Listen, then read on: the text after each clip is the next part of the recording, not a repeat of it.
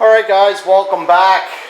It's day 3 of this project. I have everything glued up to this point and nailed from here down. Things are going pretty well. I'm a little tight on the poplar, but it looks like I'm just going to make it. So I'm just kind of working along, gluing and nailing this thing in. Well, things were going pretty good here. I just tacked one of these things down with brads, and I forgot to glue with the liquid nails. So now I got some nails that I'm going to pull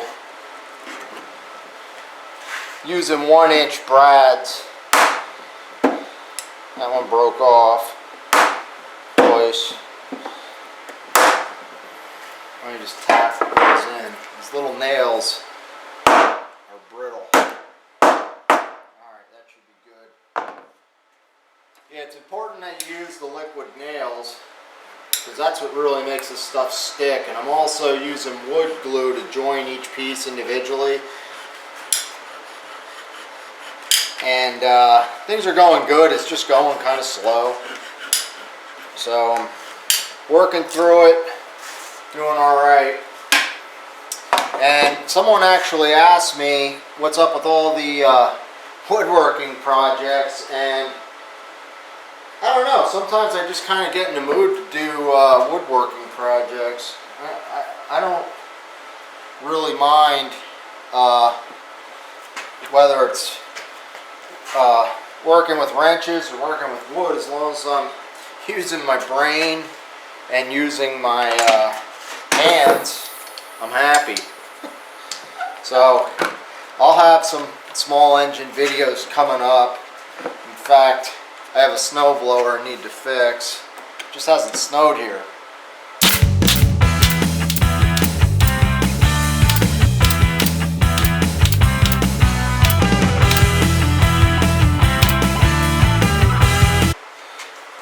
I'm pretty happy with the results. I was a little tight on wood, as I said, but overall I got it pretty good.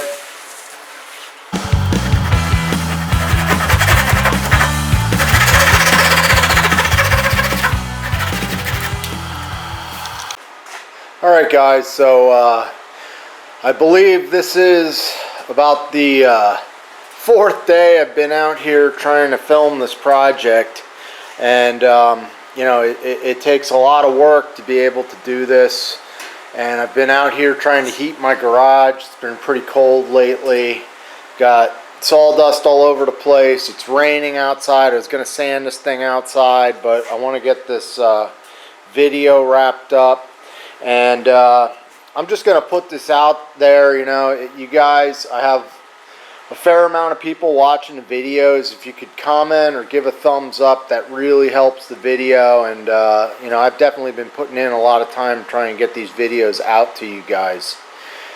So at this point, I have it all glued up. Everything's solid. Clamps are off. Glue is pretty much dry. That liquid nail's gonna need about another 3-4 days to really get solid, but I mean, it's good enough to work with at this point.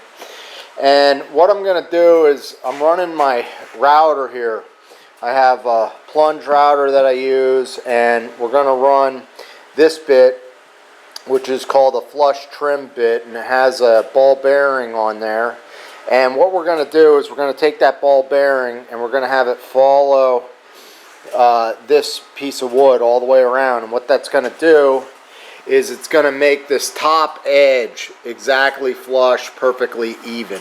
So I'm going to run that, and then we'll start the belt sanding process. Little tip for you: if you're running a router, these bits are designed to go, they cut in one direction. So they're made to cut into the wood, and that carbide needs to spin this way in order to cut best. Now it'll cut in reverse, but you'll get your best cut going the right way. So how do you figure out which way it goes?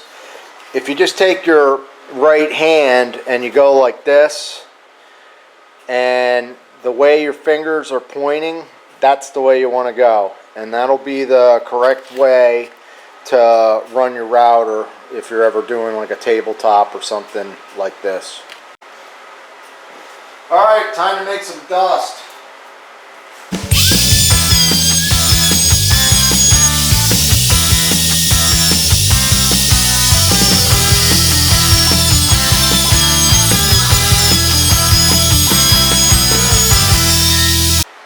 So the flush trim bit just makes everything perfectly straight, as you can see here. Alright guys, now we're going to go ahead and do some belt sanding here. It's going to take a fair amount. This is 36 grit. So we're going to start rough. We're going to go across the grain. Going across the grain removes more material, so we want to always start out by going across the grain.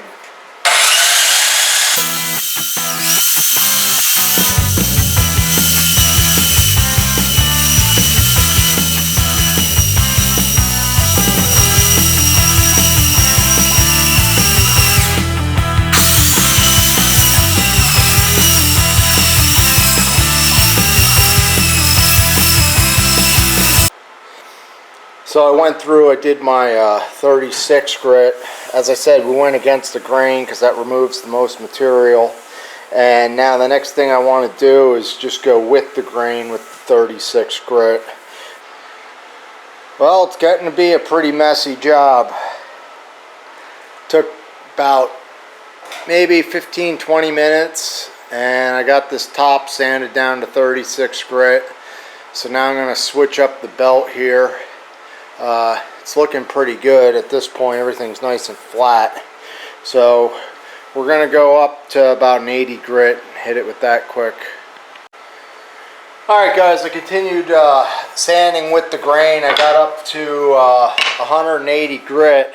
And some of these little spots where I didn't cut right, I vacuumed out, and I'm just going to mix a little bit of white glue with this cherry dust. And that's just from sanding with the 180 grit. And I'm going to make kind of like a little bit of a putty. Now, I'm not going to stain this table. I'm going to end up putting an epoxy coat on there. But if I were going to stain it, I would actually mix a little bit of the stain in with this putty. Okay? Because the stain won't really go sink into the glue, I guess you could say. So I went through and filled this stuff in, and now what I need to do is come back across it with the belt sander with 180 and remove this surrounding glue. But I just want to wait a little bit for this to dry so that I don't bring any of the poplar in and mix it in with that glue. The only other thing I have is, because of this wood I use, there's some rot in the wood. It's a little bit softer, and you know, I don't know if this tree was laying on the ground or what, but it looked like this piece here.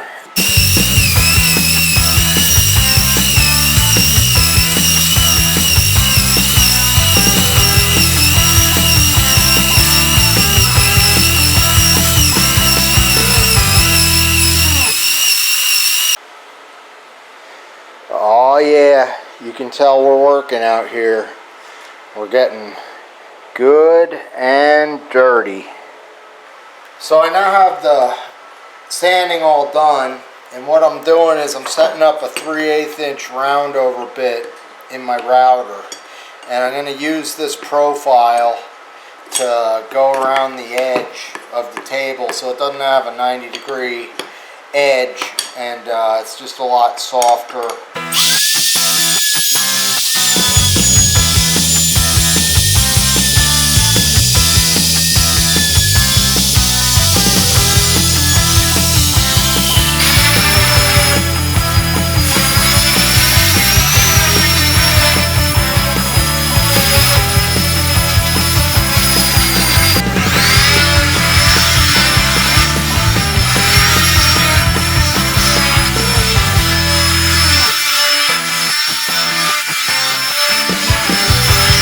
Alright guys, I'm finishing up here today. I have the entire table sanded up to 220 grit, Looks pretty good. I'm happy with it. Really liking the look. And you can see I have this rounded over profile. That's what I did with the router. And what the plan's going to be here is to do one more video, and the final video is going to be on how to build up a countertop using epoxy.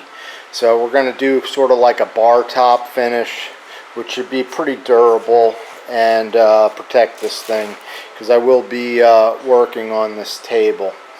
So as I said a little earlier in the video, if you guys could comment on this and give the thumbs up, that really helps out the channel. And for those of you that have been commenting and giving the thumbs up, I really appreciate it.